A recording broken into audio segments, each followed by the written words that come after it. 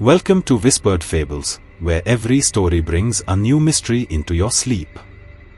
Tonight, we'll share whispers that will slowly weave into your mind, guiding you into a deep, peaceful slumber.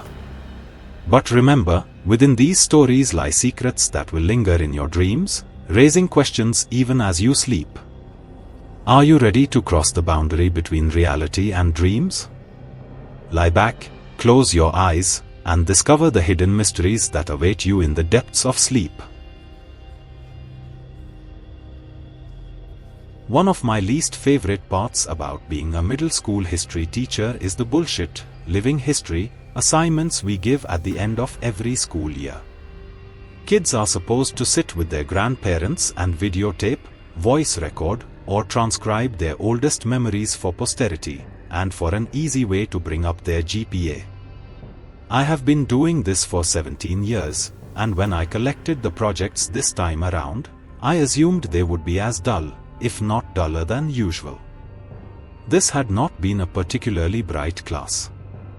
So I went home, poured myself a glass of wine, and prepared for a long night off. I only owned 2 pairs of pants when I was your age, and my brother got beat with a newspaper for hitting a baseball into a neighbor's yard.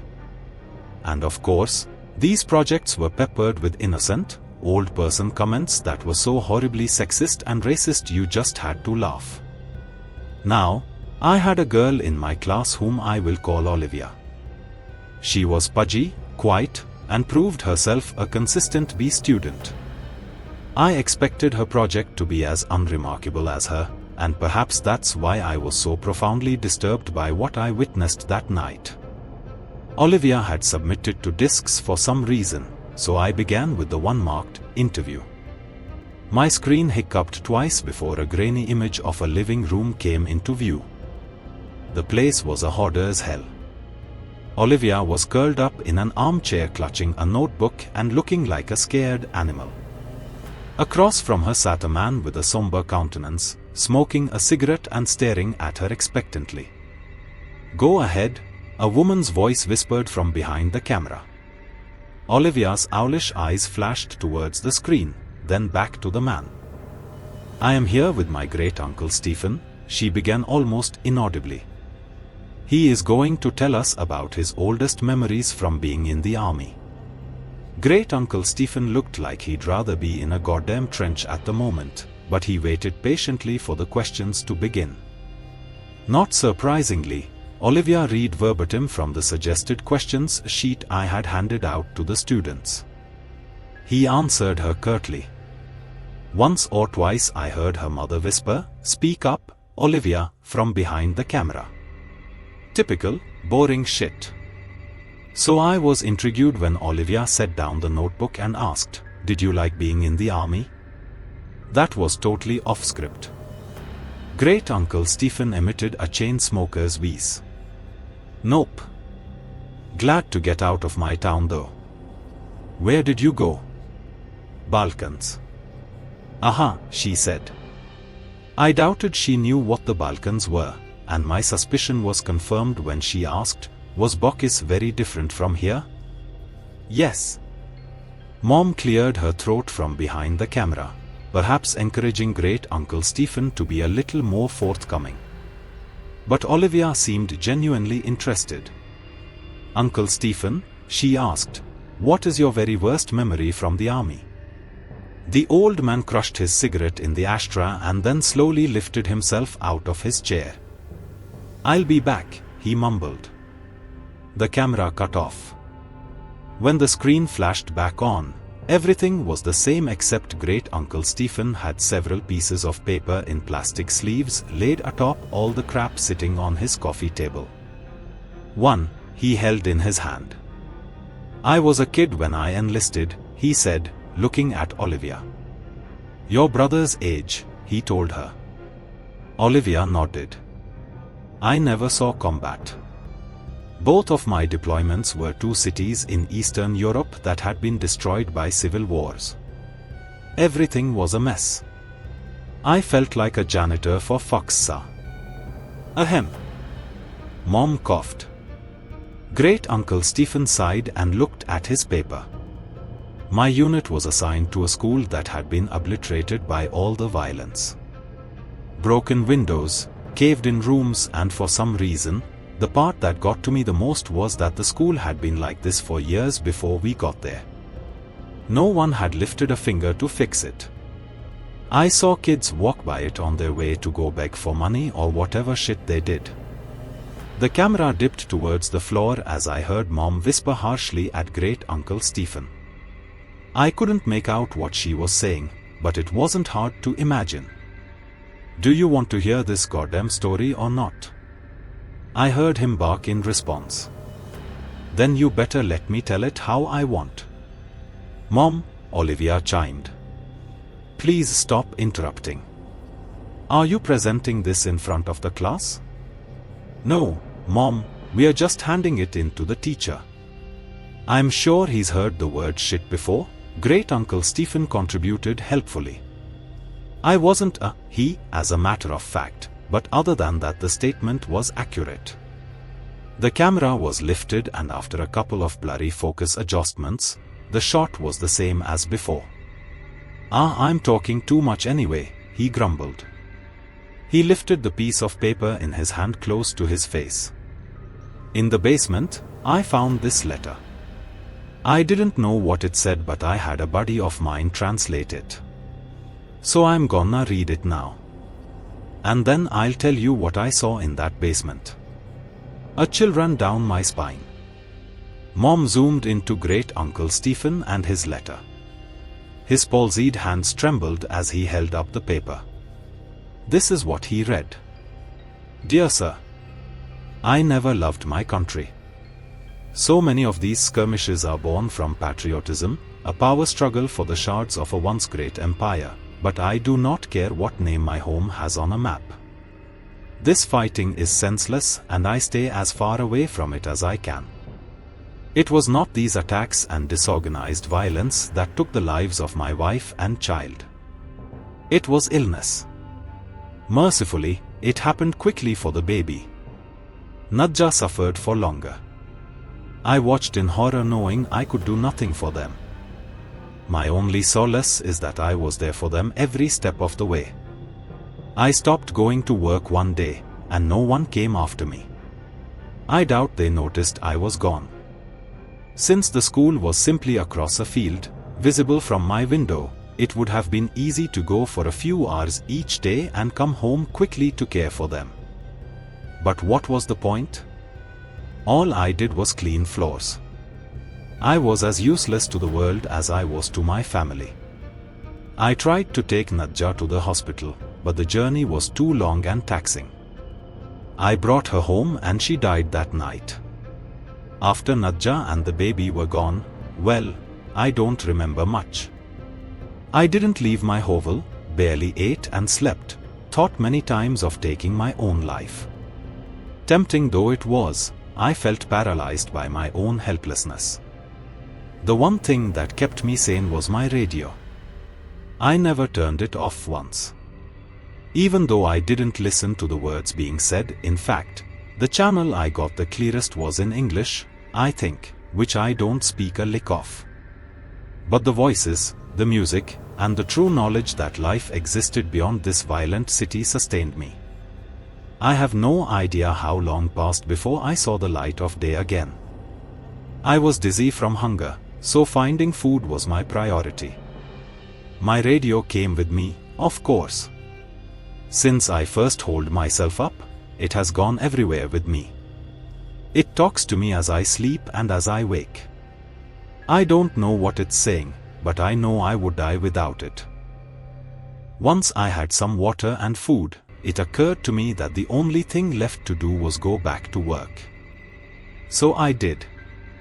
The following morning, I simply returned to the school where I was a janitor and got back to work. Nobody made a big deal out of it. Like I said, Nadja had been sick for a long time, and those who worked at the school knew it. I appreciate that no one had pestered me to come back to work during the hardest days of my life.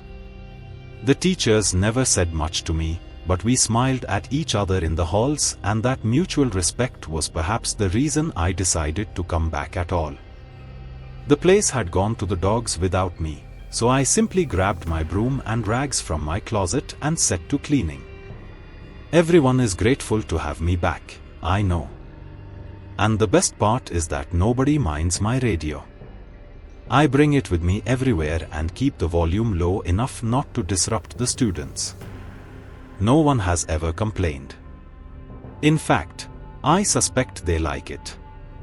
The schoolhouse is not very big, but does require a lot of maintenance.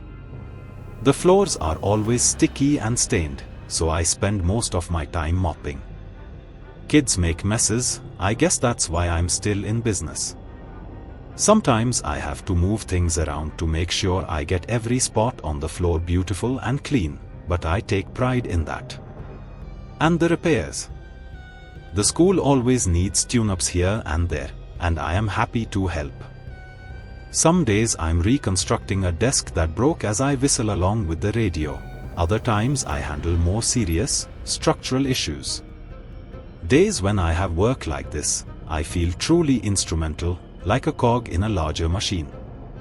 How could this school survive without me? It took me a long time, but I once again feel that I have purpose. There is a larder behind the school that is full of preserved food. In lieu of payment, I am allowed to take as much food as I need. That arrangement is fine. What would I do with money anyway?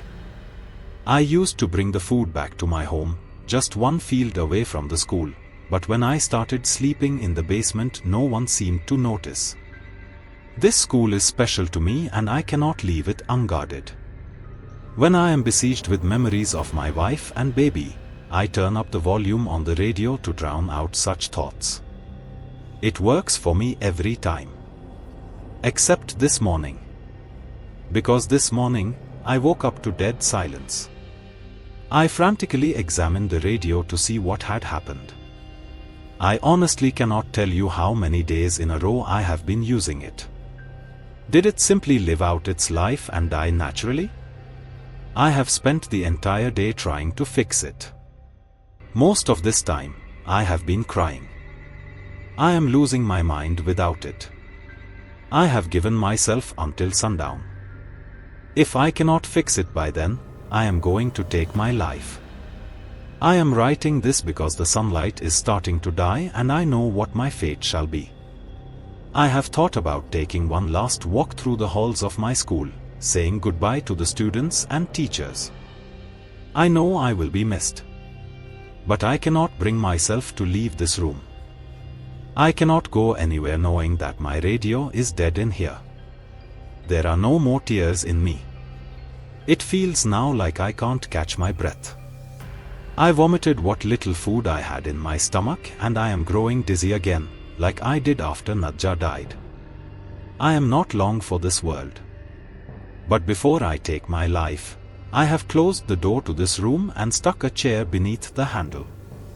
It is the only room in the basement and has a small casement that lets in just enough light for me to see what I am doing. If anyone is kind enough to come looking for me, they should not be met with this gruesome sight. Perhaps they will see the door is blocked, smell my rotting body, and simply forget I ever existed. But I have placed both my radio and this note outside the door. Kind sir, if you are reading this, I have one humble request. Please fix it. Save my radio. It did not deserve to die in its sleep and I am ashamed that I cannot revive it. Now I am ready to join Nadja and little Ludmila in heaven. I hope this school can find another janitor who loves and cares for it the way I do.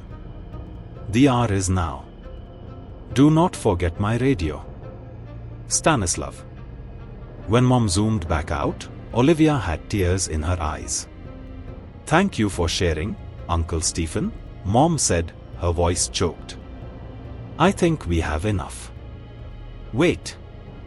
Olivia chirped. He said there's more. What did you find? Before Great Uncle Stephen could open his mouth, the image disappeared. My jaw dropped. Was that it? What did Great Uncle Stephen see? I promptly remembered that there was a second disc. This one was unmarked, but I hoped it contained the rest of the interview. There was no video, only audio. The voice that started up was Olivia's. "Hi Miss Charity. I'm sorry about my mom, but she refused to record the rest of what my uncle was saying. But I asked him to continue and secretly recorded the story as a voice memo on my phone. I remember you said earlier this year that history is written by the people who win wars." She sucked in a breath and commenced crying. "But everyone's history is important, even if they are sad, pathetic people, and even if they never won a single thing in their life. I haven't slept through the night since I finished this project, but you have to hear what my uncle has to say." There were tears in my eyes, too. The sincerity of her words was beautiful. I was also flattered that she had remembered some trite phrase I threw around because it was what my history teachers said to me. Before I got too sappy over it, the audio began again. "Fine," came Mom's frustrated voice. "If you want to hear the rest of the story, fine, but this is not appropriate for a school project." "Let me finish," Great Uncle Stephen snapped. "If it's too much for you, help yourself to a snack in the kitchen." "But Olivia wants to know what happened." I heard her mother mumble something and walk away. Olivia and her uncle were alone. I imagined her looking at him expectantly. "So did you find the radio? Or did it get ruined when the school got blown up?" He rasped and I heard the distinct click of a lighter. "That letter," he began slowly, "had a date on it." "What date?" she inquired hungrily. "It was dated 2 weeks before we started rebuilding the school." "Didn't you say the school had been destroyed like 2 years ago?" "Yes," replied Great Uncle Stephen. It had been. There was silence as I felt goosebumps on my arms. The images that came to my mind were almost too overwhelming to express, but Great Uncle Stephen put them into words effortlessly. Clearly he had spent his whole life thinking about it. This man, this Stanislav, went to a vandalized, falling apart schoolhouse and cleaned up blood and rubble like it was spilled drinks and dust. He smiled at dead bodies in the hallway and believed they were smiling back at him because they liked his radio. He moved around corpses so he could sweep the ground under them. The roof was half collapsed, so when it rained, he must have gotten soaking wet but was so oblivious that he didn't even feel a thing. I could hear Olivia crying steadily. I found the larder he was talking about. It was all pickled, preserved food that probably tasted like shit. Most of the stuff was moldy. Did you see the dead body?" "Yes." Hanging from the ceiling, but still amazingly lifelike. He wasn't rotting away. This hadn't happened years ago. "Did he look peaceful?" she asked, a chord of desperation in her voice. "Couldn't tell you. The smell was rank, and his face was blue and his eyes were bulging. Like this." I imagined him demonstrating. "And the radio?" Olivia wept. I heard Great Uncle Stephen take a long drag of his cigarette. "It was there, all right. And it was still on."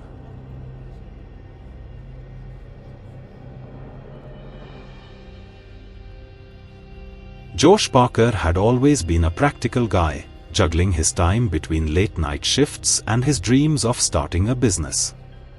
His graveyard job as a pizza delivery driver had become second nature, a means to an end. But nothing in his routine could have prepared him for the unsettling call he received one fog-shrouded night. The pizzeria was unusually quiet, the usual hum of the kitchen muted by the dense, enveloping fog.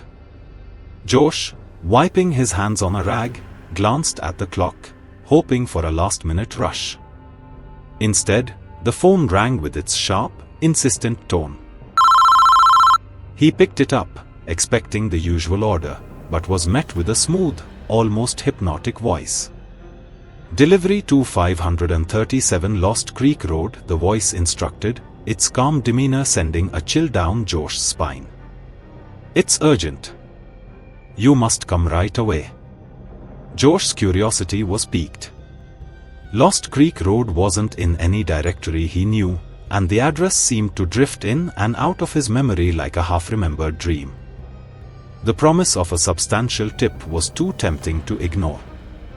"Sure thing," Josh replied, trying to mask his unease. "I'll be right over."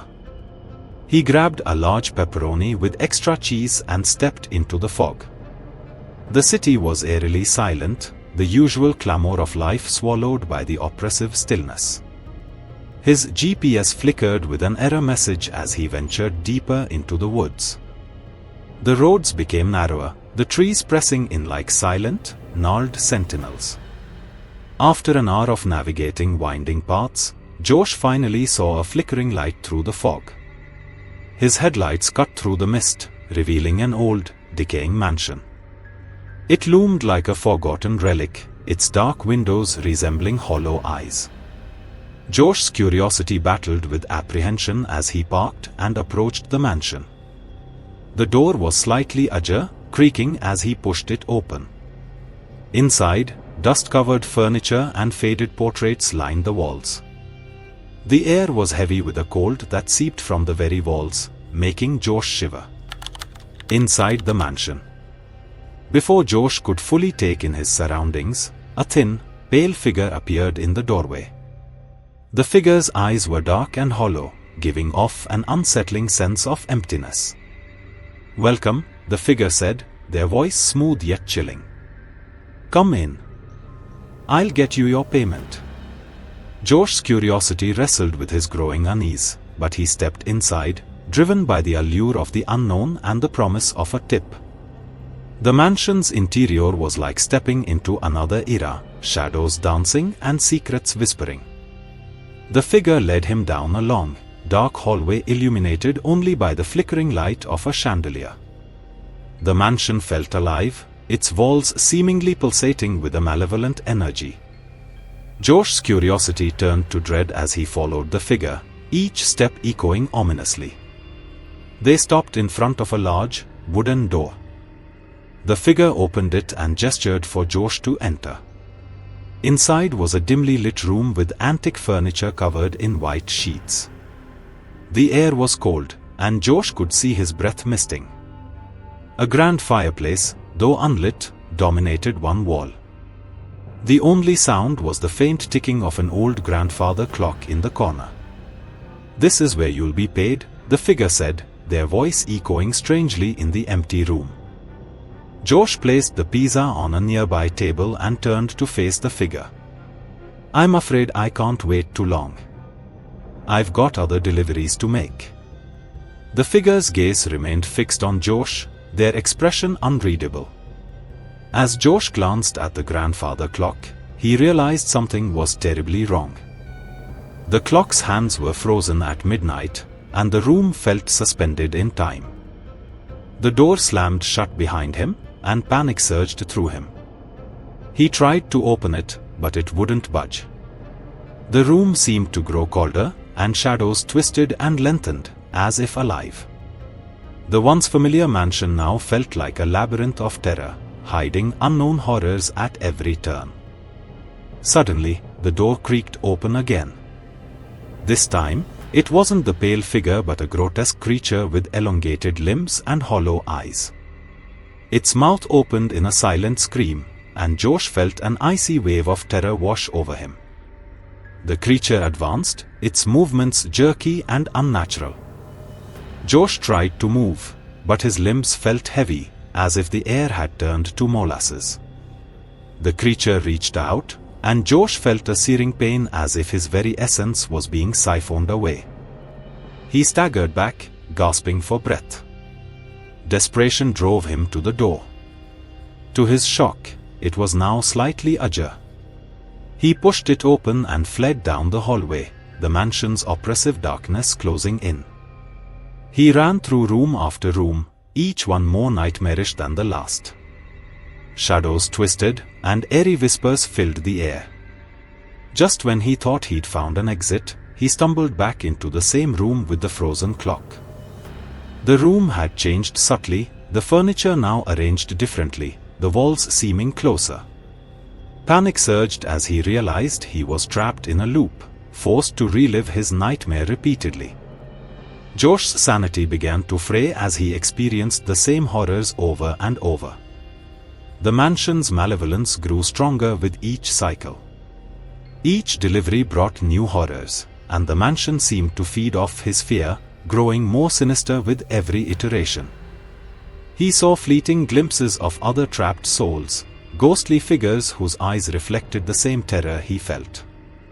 The mansion had become a nightmarish maze, its walls pulsating with a malevolent energy that fed on his fear. In the end, Josh's reality shattered. He was no longer a delivery driver but a prisoner of the mansion's dark will. The mansion had absorbed him fully, and his story became an eternal cycle of fear and despair. The fog outside was now a distant memory, replaced by the mansion's ever-present darkness. Josh's tale became a chilling legend among late-night drivers, a cautionary story of a mysterious mansion that appeared and vanished, always just out of reach. Some whispered about seeing him in their rearview mirrors, a ghostly figure lost in the fog. Others claimed to have heard his desperate cries echoing through the night. But the truth was far more horrifying. The mansion awaited its next visitor, ready to add another soul to its never-ending nightmare. Its malevolence was unrelenting, its appetite for fear insatiable. And somewhere in that nightmarish house, the clock continued to tick, forever frozen at midnight, marking the endless passage of time for its trapped inhabitants.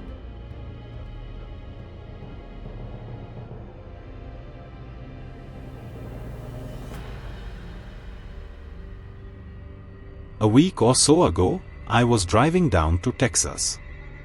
It was a long drive, one that would take 2 days unless I drove non-stop throughout the night.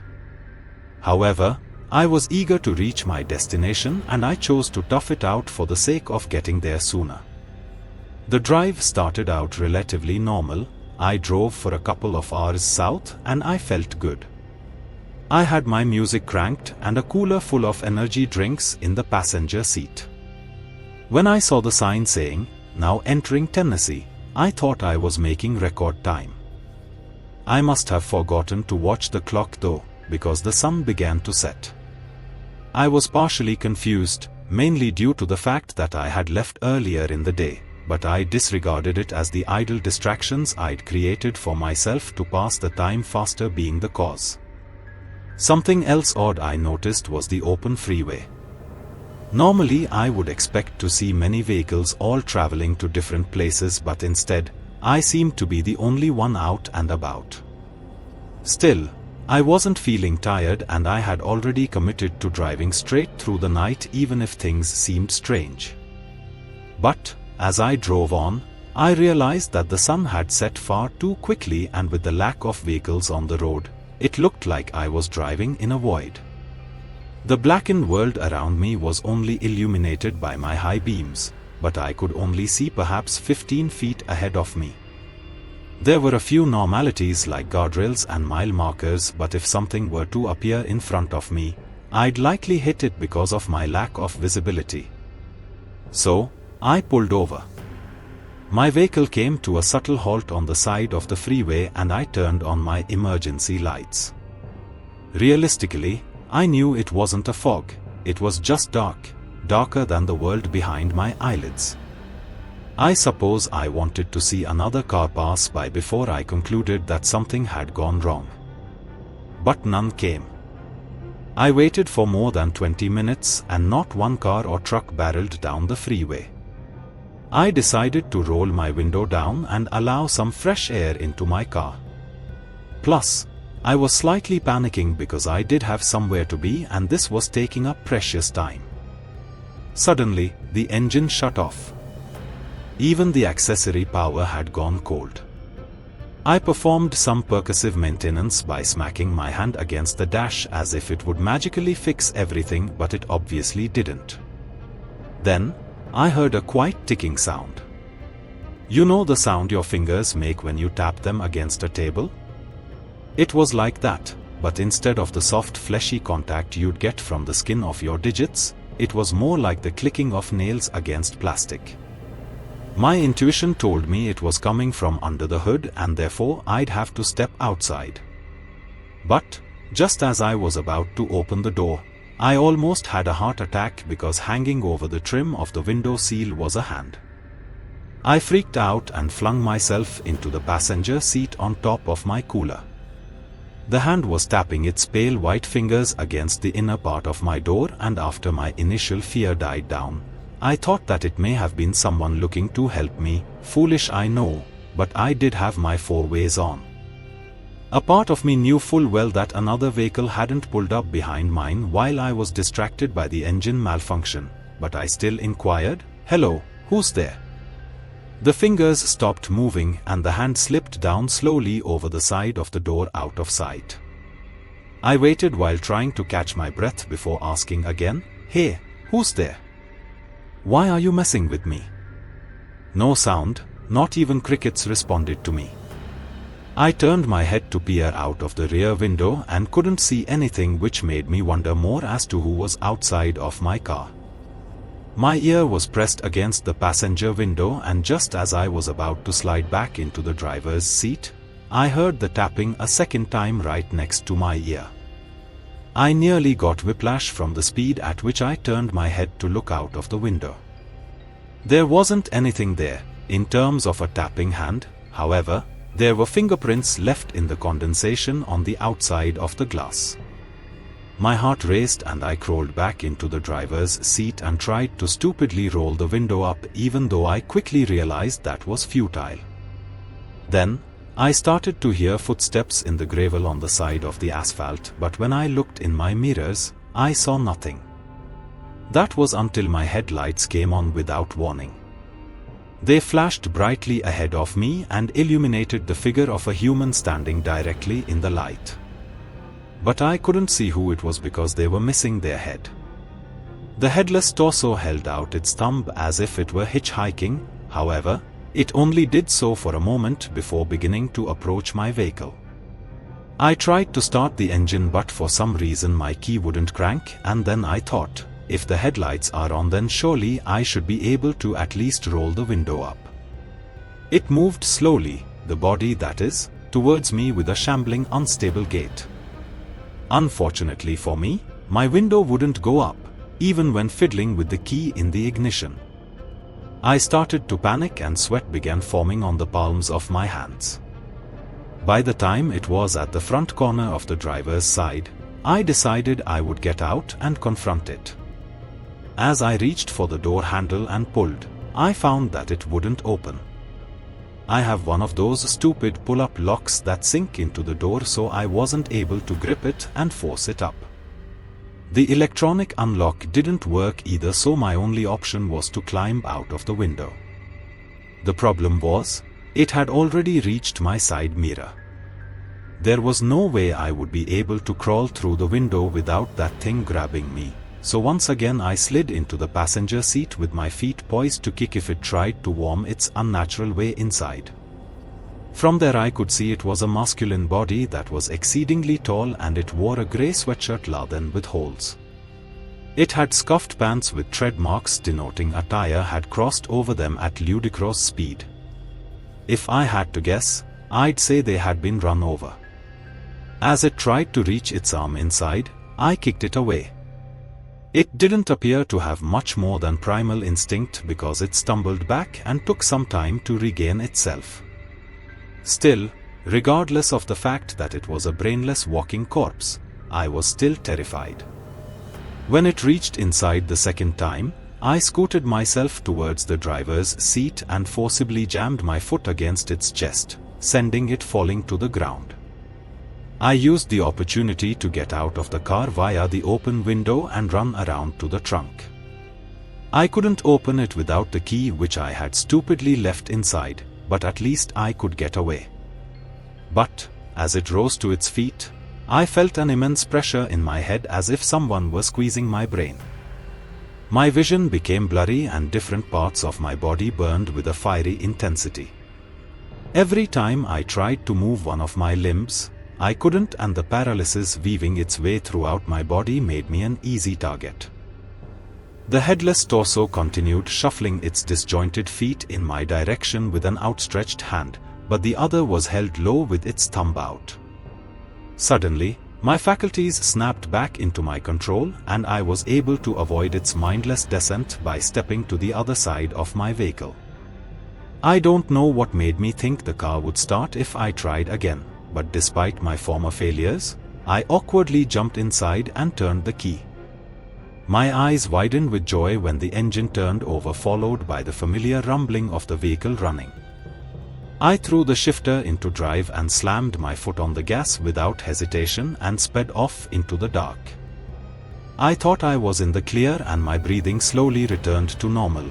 It was odd that some strange part of me thought that maybe it was just a ghost that was asking for help, but that was highly improbable, and now I know that wasn't the case. The freeway was still obscured by the all-encompassing darkness, but I didn't care. I just kept driving. Then my heart skipped a beat because standing on the side of the road was the headless person. I drove by but couldn't see them in my rearview mirror due to the darkness.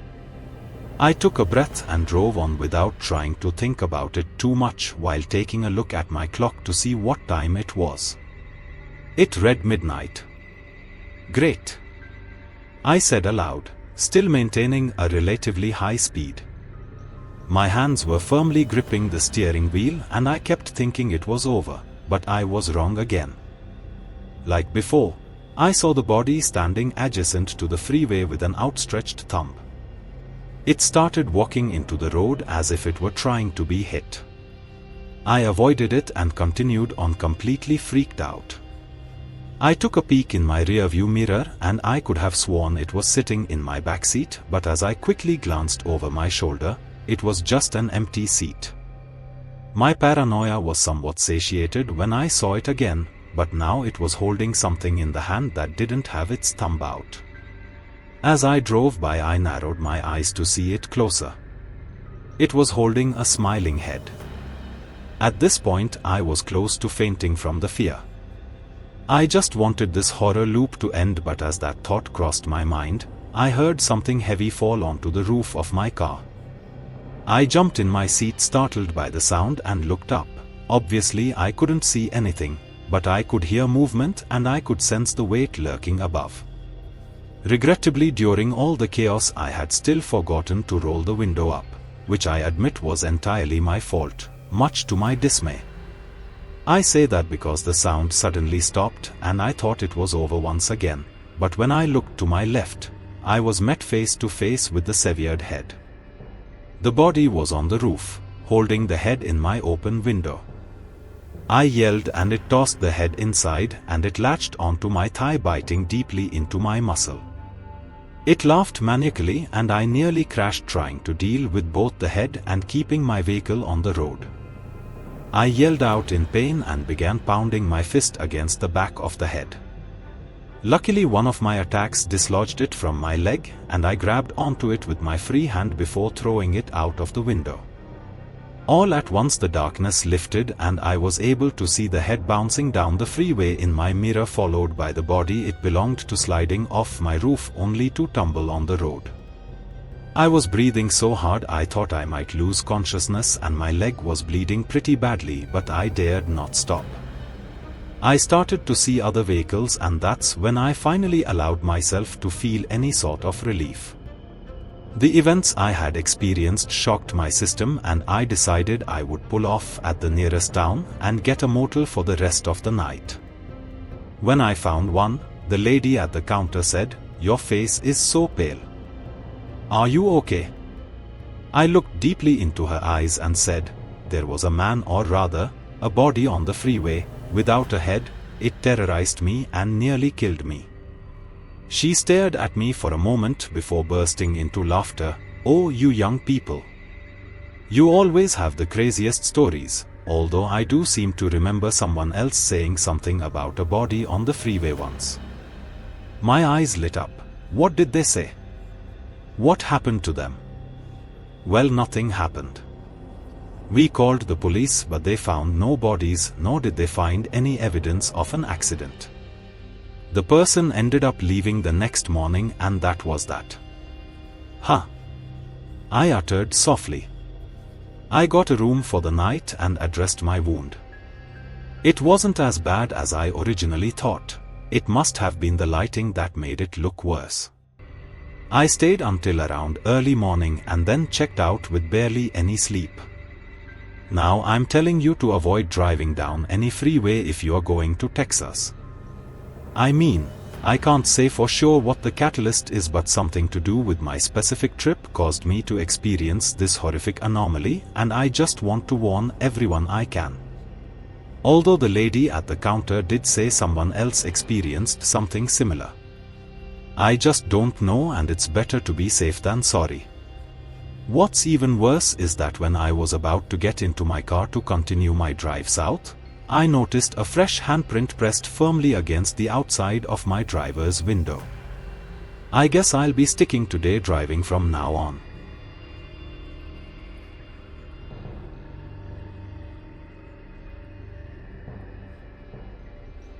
It was the middle of the night, and I was alone in my apartment. I live in an old building, the kind that creaks and groans with every shift in temperature. I've always been a night owl, so it wasn't unusual for me to be awake at 3 a.m., scrolling mindlessly through my phone. The whisper came from the hallway outside my bedroom. Just a faint, breathy sound that I couldn't quite catch. I froze, staring at the door, half expecting someone to knock or walk in. But there was nothing. No footsteps, no more whispers, just the low hum of my refrigerator and the occasional creak of the floorboards. I shook it off as my mind playing tricks on me and went back to my phone. But then, it happened again. This time, it was clearer, almost as if someone was standing right outside my door. I couldn't make out the words, but the tone was unmistakable, pleading, desperate. I sat up, my heart pounding in my chest.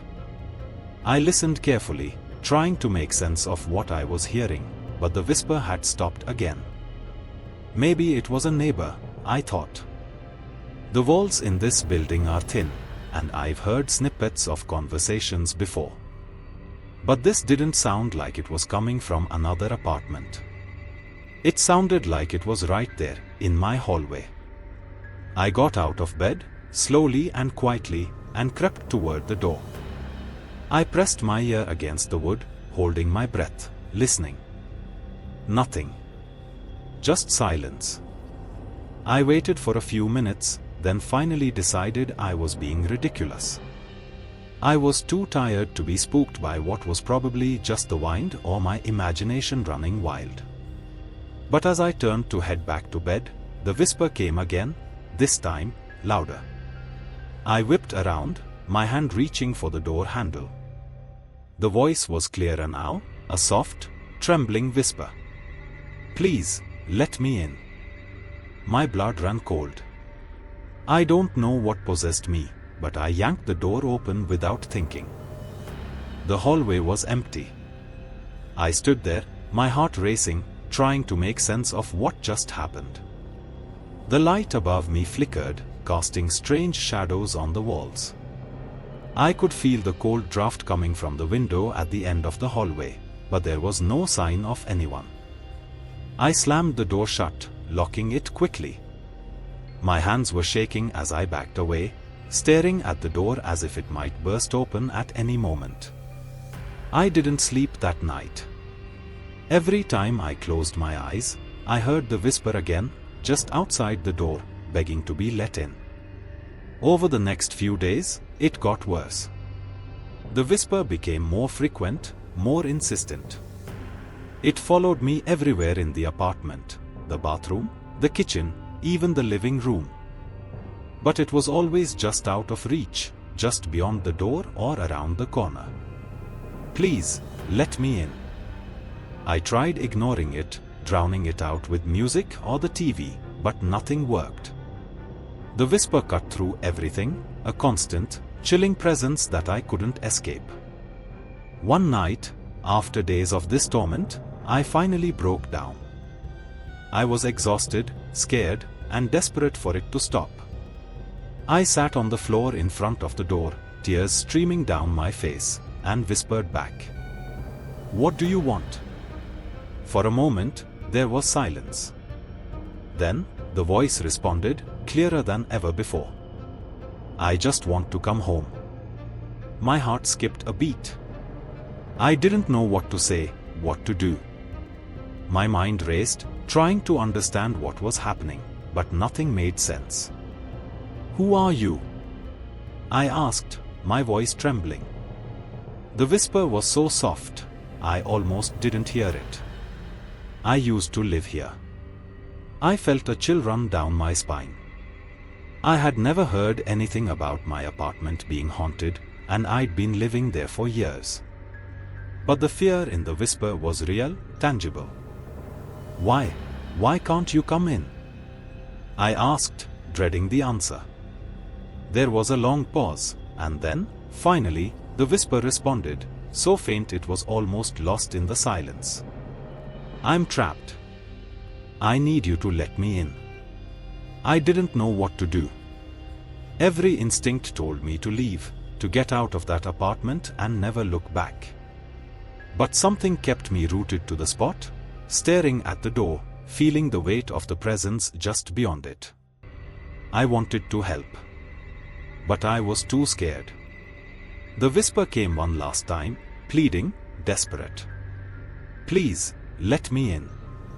I took a deep breath, reached out to unlock the door, and just as my hand touched the lock, everything went silent. The whisper was gone. I waited for what felt like an eternity, but it never returned. The apartment was quiet, eerily so. I moved out the next day, too unnerved to stay another night. But sometimes, late at night, in my new place, I think I hear it again, just a faint whisper, begging to be let in.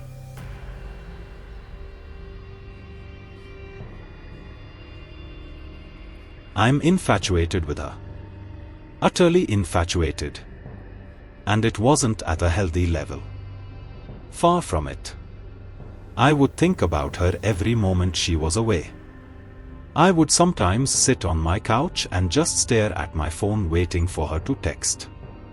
I'd tell myself, don't contact her. Don't. It will come off as too strong.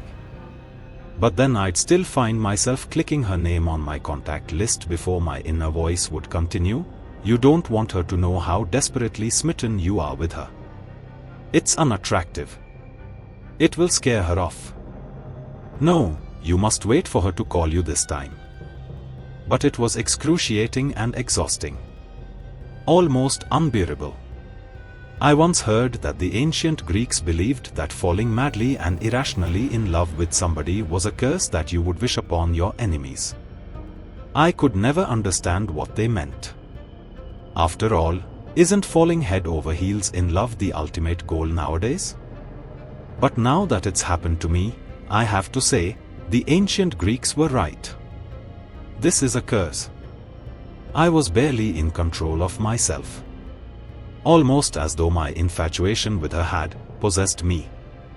The two of us were sexually active together but still in the dating phase. We were at that make or break era of a blossoming relationship where we'd either have the talk and formally be in a relationship, or we'd start to slowly drift apart. The latter of which I don't think I'd be able to cope with. Honestly, I wouldn't be able to. Almost everything about her captivated me. The way she held her hand over her mouth when she laughed. How she'd caress the pendant of her necklace when she was frightened. How she'd twirl her hair in her finger when she was excited. All of it. Her smell. Her smile. Her eyes.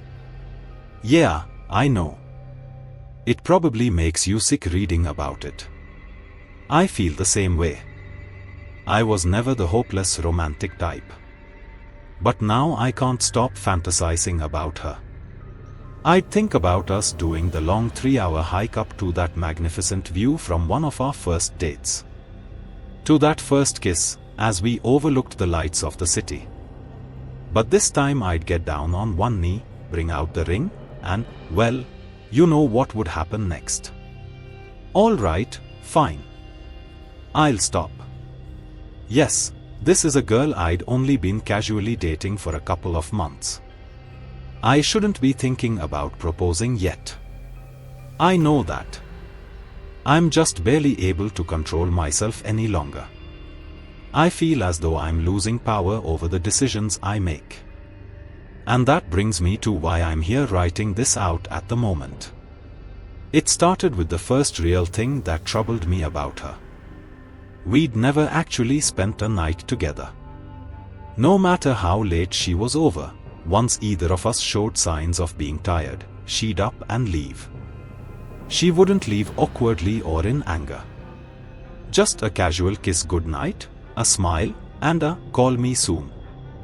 It was something I didn't really even notice the first few times she did it. But after almost 8 weeks of dating, it was becoming strange. I'd have to ask her about it. It took drinking almost an entire bottle of wine before I had the courage to do it. She looked almost defeated when I asked and lowered her eyes in embarrassment. I knew this talk would come eventually, she started. She took in a deep breath with a long drawn-out exhale. Recently, she paused again. I've started talking in my sleep. She shook her head in embarrassment. It's called somniloquy, I looked it up. I shrugged and laughed out loud. My demeanor seemed to say, that's it? No, Stephen, listen, she said. She wasn't laughing. It's bad. It's completely out of control. It's not just random words or gibberish. No. It's horrible. I say horrible, disgusting things. She was starting to raise her voice, breath heavy, and tear up. I approached her and held her. I told her it couldn't be that bad. I told her to spend the night. I told her she was probably exaggerating. I was wrong. That night she stayed at my house. But she warned me of something before falling asleep. Whatever you do, don't wake me up. It makes me really scared and disoriented if that happens. And don't respond to me. Just ignore it. I nodded and agreed. If it becomes too much, she continued, just leave the room and sleep on the couch. I won't mind. I told her not to worry about it. I told her that it wouldn't be a big deal. I told her I wouldn't leave to the couch. I'd stay beside her in the bed. But I was wrong. I couldn't even last one night.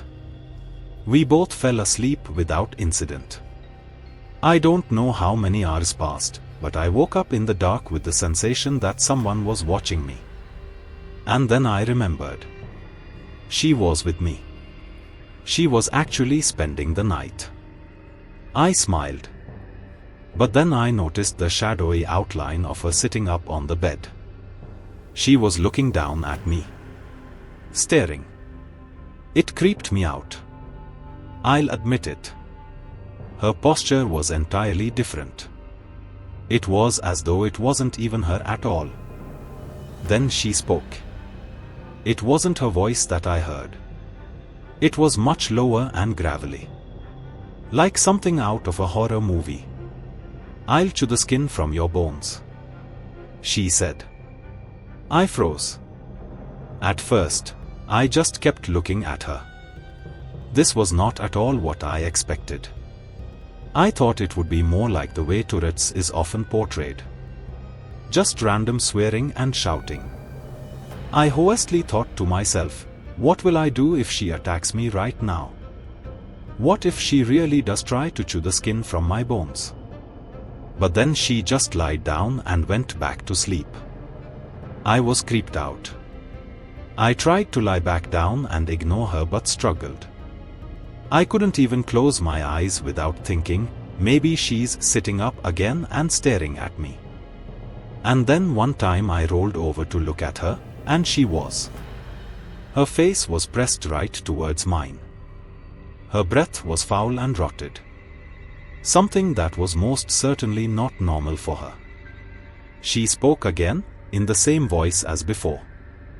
"If you don't move to the couch, you'll be dead by morning."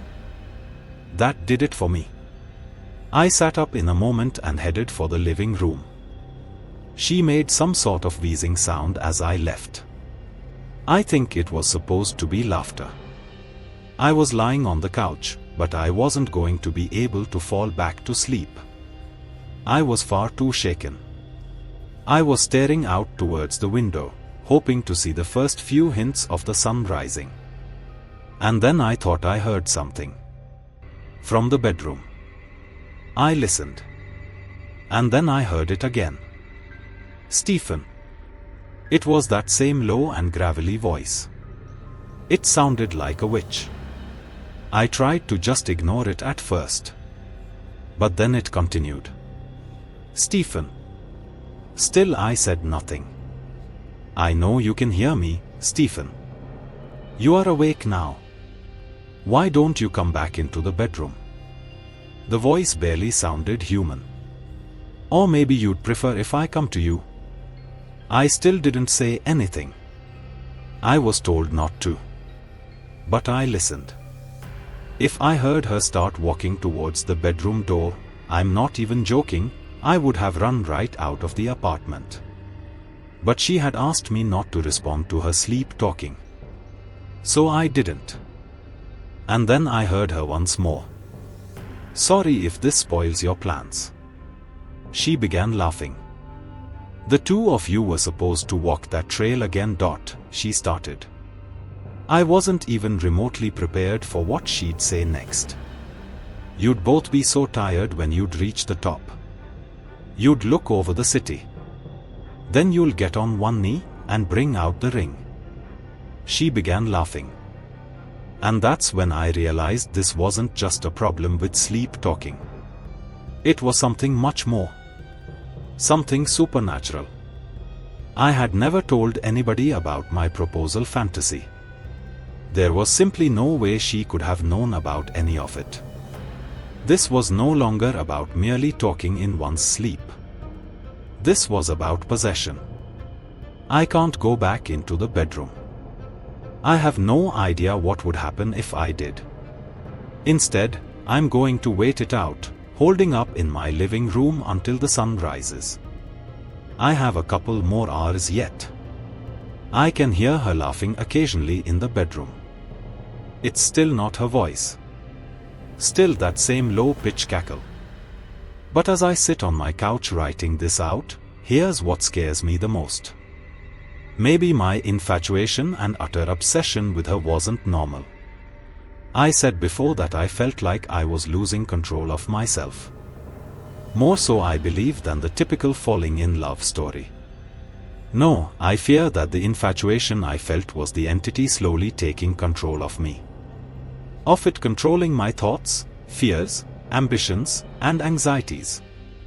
Maybe once I become completely absorbed, a transfer would occur, and she would be free of it. I know I should leave. That I should open the front door, get in my car, and drive away from here. But I can't. I can't leave her. I've already lost control. I'm infatuated with her. Utterly infatuated.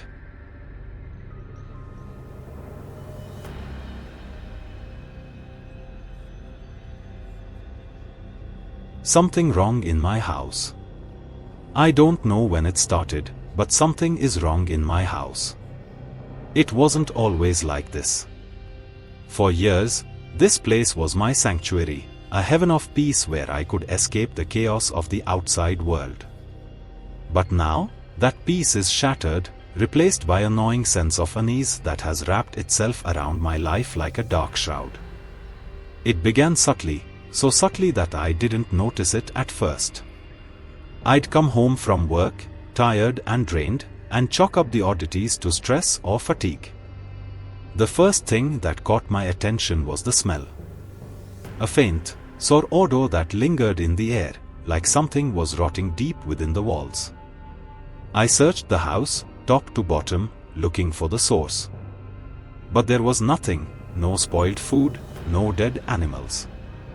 Just that persistent, sickly sweet smell. Then, there were the sounds. At first, it was just a faint creaking, like the house settling in the night. I dismissed it, old houses make noise, after all. But then the creaking grew louder, more deliberate, like the sound of footsteps moving across the floorboards.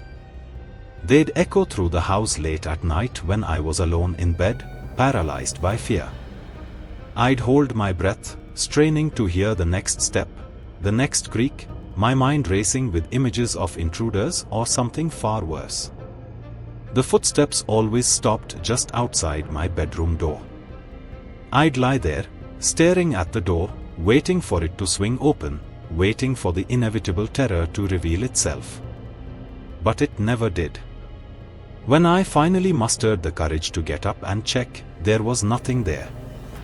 Just an empty hallway, silent and still, as if mocking my fear. My sleep began to suffer. I'd wake up in the middle of the night, heart pounding, drenched in sweat, convinced that something was in the room with me. The shadows seemed darker, the corners of the room seemed to crawl with movement just beyond my vision. But whenever I turned on the light, there was nothing, only the familiar, yet somehow alien, walls of my bedroom. I started noticing things out of place. Objects that I knew I'd left in one spot would turn up somewhere else. A book on the coffee table would be moved to the kitchen counter. My keys, always left on the hook by the door, would be found on the floor in the hallway. Little things, at first, things I could explain away as forgetfulness or absent-mindedness. But then it escalated. One night, I came home from work to find my living room in disarray. The furniture was overturned, cushions slashed, and pictures had been ripped from the walls.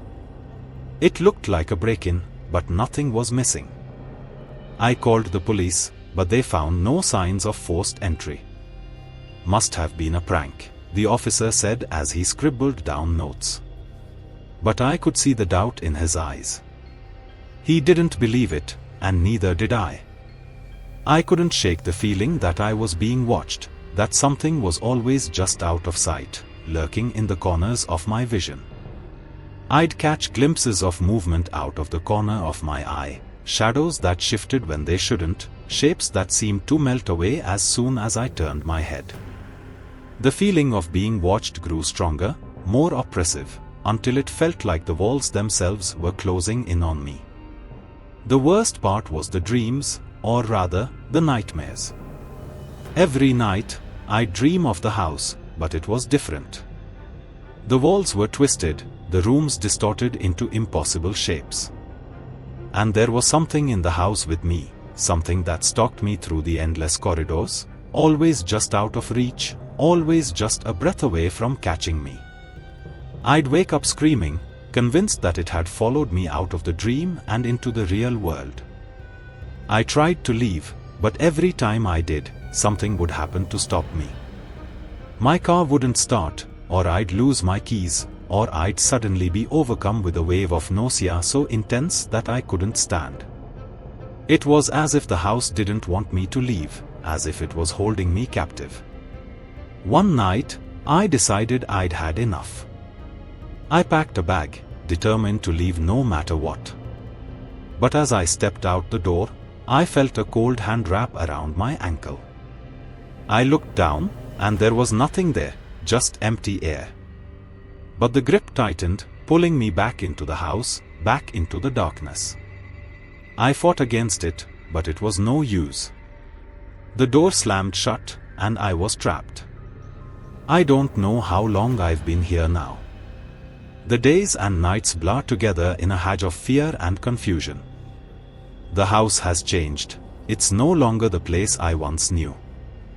The walls pulse with a life of their own, the air is thick with the stench of decay, and the sounds of footsteps are no longer confined to the night.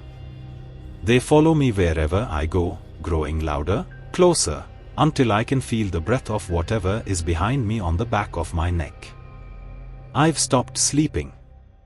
The dreams are too real, too terrifying.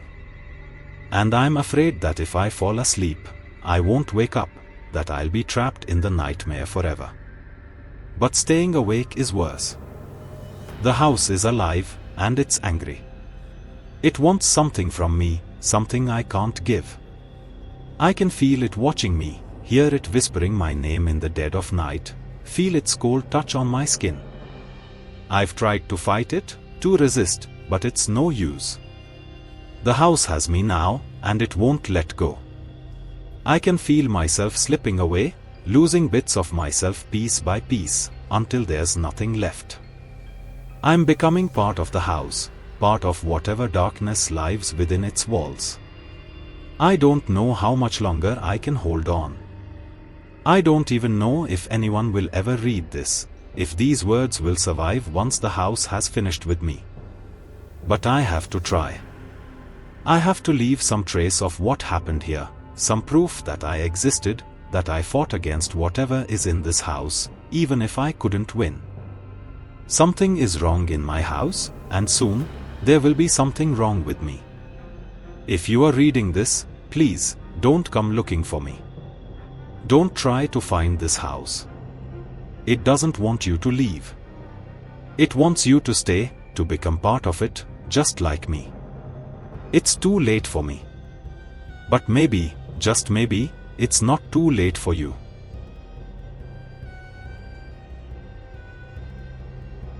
Thank you for watching Whispered Fables. If you enjoyed these tales, don't forget to like, share, and subscribe for more chilling stories every week. Turn on the notification bell so you never miss a new nightmare. Sweet dreams, if you dare.